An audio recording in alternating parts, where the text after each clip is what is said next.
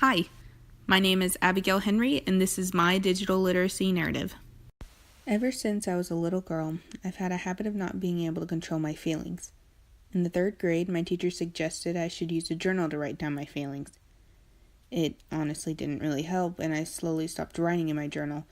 I began to just cope with my feelings by letting them run wild all at once. I would keep it bottled up until I was overflowing with emotions. Fast forward to freshman year of high school, and I still have those problems.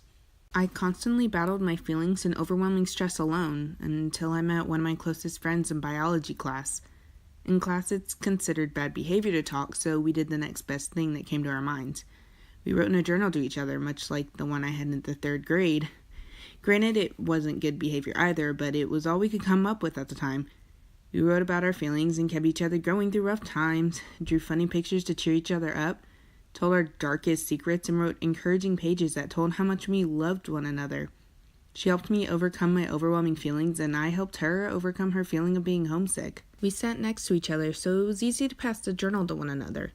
We would do this every day, and soon we began to pass it in the halls, too. Then we began keeping the journal for a whole day and giving it back at the end of the day.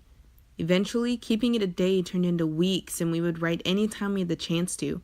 We would have entries that lasted pages. However, every book has an ending, and just like that, our journal was filled to the brim with our thoughts and ideas.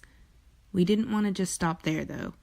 We wanted to keep going. We wanted to keep each other company even when we couldn't physically be there. So we kept writing in journal after journal. Fast forward to senior year, and we're still writing to each other. As of right now, we're on our 6th journal and are still dealing with the problems we faced freshman year. Luckily, we've both been through it together and we're still doing it together. At the end of this school year, however, we will have our last entry and we'll turn a page to a new life. We'll no longer be able to keep each other company.